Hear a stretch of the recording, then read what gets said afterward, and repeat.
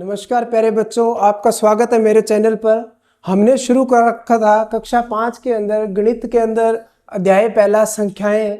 आज उसी मुहिम में हम आगे चल रहे हैं प्रश्न नंबर 4 पर। देखिए, नीचे दी गई संख्याओं में 6 व 2 का स्थानीय मान लिखिए। पिछली बार देखो, पिछले क्वेश्चन में मैंने आपको बताया था कि कोई भी जो हमारे पास अंक है, इसके अंदर जो संख्या बनती है तो इसके दो मान होते हैं, एक स्थानीय मान और एक हमारे पास उसका वास्तविक मान। वास्तविक का मतलब वास्तव में वो क्या है, यानी हमने अंक पढ़े थे वास्तव में 0 से 9 तक के जो अंक होते हैं, वास्तविक अंक और वास्तविक मान उनका वो सेम ही होता है। लेकिन स्थानीय मान क्या होता है, किसी स्थान पर आने के कारण उसकी वैल्यू में जो परिवर्तन आ जाता है। जैसे उदाहरण के लिए देखो, इकाई, दाई, सैकड़ा, हजार, 10,000। तो यानी कि जैसे यहाँ पे हमारे पास 6 है। अब ये 6 देखो, जैसे 1 2 3 4 पीछे से अगर हम काउंट करें तो ये चौथे नंबर पे आ गया। तो अब इसका क्या है भाई, वास्तविक मान तो 6 है, पर स्थानीय मान यानी कि किसी स्थान पर आने के कारण इसमें क्या आ गया, जो बदलाव आया भाई, इकाई, दाई, सैकड़ा, हजार। तो 6 को हम 1000 से गुणा करेंगे तो इसका स्थानीय मान क्या हो गया, 6 हो गया। तो इसी तरीके से यानी कि हमें इकाई दाई करके भी हम बता सकते हैं। नहीं, दूसरा बिल्कुल आसान सा तरीका वो भी बताऊंगा अभी आपको मैं भी, जैसे हम विस्तारित रूप में करते थे सेम उसी तरीके से इसमें भी हम कर सकते हैं। पर प्रश्न पर खास करके ध्यान रखेंगे कि प्रश्न में लिखा क्या हुआ है, नीचे दी गई संख्याओं में 6 व 2 का स्थानीय मान लिखिए। यानी हमें स्थानीय मान तो निकालना है, पर पूरे प्रश्न का स्थानीय मान नहीं निकालना है। इस बात का ध्यान रहे भी, इसमें अपने को दिया हुआ है केवल आपको 6 का और 2 का ही स्थानीय मान निकालना है। तो हम पूरी जो 5 हमारे पास ये सवाल है, इसके अंदर हम देखेंगे कि 6 और 2 कहाँ आ रहा है। हम केवल उन्हीं अंकों का स्थानीय मान निकालेंगे। तो देखिए कैसे।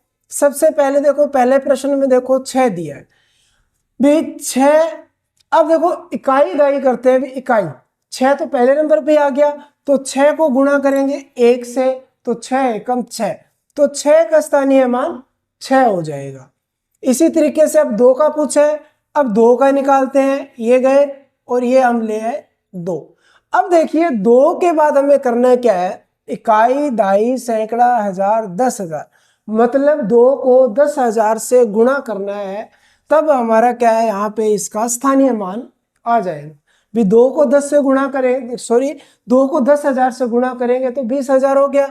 पर अगर आपको इस तरीके से आता तो ठीक, नहीं तो आप क्या करो, अंक गिनो, जैसे हमने विस्तारित रूप किया था भी। 2 लिख दिया, 2 के बाद देखो 1 2 3 4, 4 अंक है तो 4 जीरो लगा दो।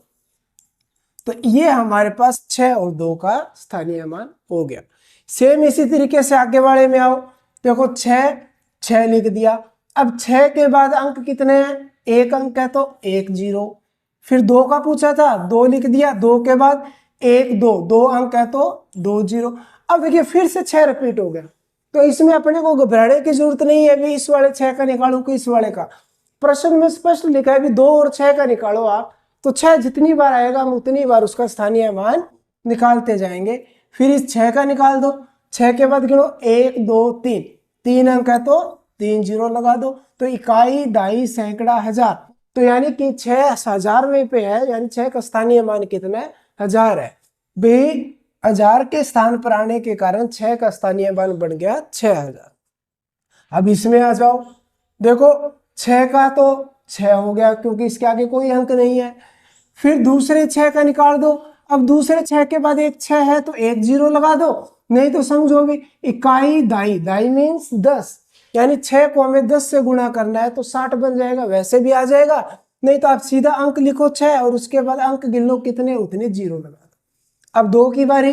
अब देखो 2 लिखा मैंने, अब 2 के बाद अंक गिनो 1 2, 2 अंक है तो 2 0।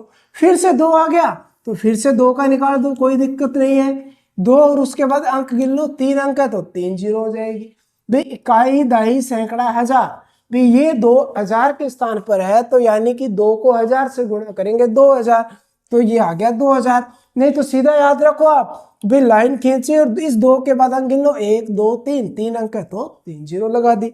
अब सेम इसी तरीके से देखिए इस चौथे सवाल में देखो आप, भी 2 और 6 का निकालना था, तो पहले ये आ गया हमारे पास 2। अब 2 के बाद कोई अंक है नहीं, तो इसका स्थानीय मान आपका 2 ही रह जाएगा। इकाई के स्थान पे इकाई में हम हमेशा 1 से गुणा करते हैं, तो 2 एकम 2। फिर देखिए फिर 2 आ गया, तो 2 लिख दिया। अब 2 के बाद अंक गिन लो, 1 2, 2 अंक है तो 2 0। फिर उसके बाद 6, क्योंकि हमें सिर्फ 2 और 6 का निकालना है, इसलिए हमने 9 को नहीं छेड़ा है। 6 के बाद अंक गिनो, 1 2 3 4, तो 4 0 लगा दो। तो अब देखो इकाई, दाई, सैकड़ा, हजार, 10,000, तो ये 6 हमारा 10,000वें स्थान पे आ रहा है, यानी कि इसका स्थानीय मान 6 भाई 60,000 बन रहा है, यानी कि 10,000 से इसको गुणा करना है।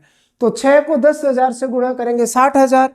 या तो ये तरीका है, या दूसरा तरीका हमारे पास क्या है भी, आप सीधा वो अंक लिखो और उसके बाद गिन लो, 1 2 3 4, 4 अंक है तो 4 0 मैंने लगा दी। अब 5वें पार्ट में देखिए, 6 के बाद कितने अंक है, 1 अंक है तो 1 0। फिर 2 लिख दिया, 2 के बाद हम गिनो, 1 2 3, 3 अंक है तो 3 0 लगा दो। तो हम इस तरीके से भी स्थानीय मान निकाल सकते हैं।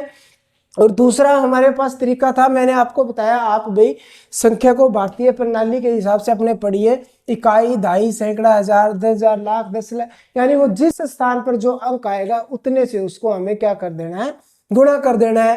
भाई अब देखो, जैसे उदाहरण के लिए एक समझो, आप कोई भी मैं एक रकम ले लेता हूँ, जैसे मान लो अपने को इसका स्थानीय मान निकालना है।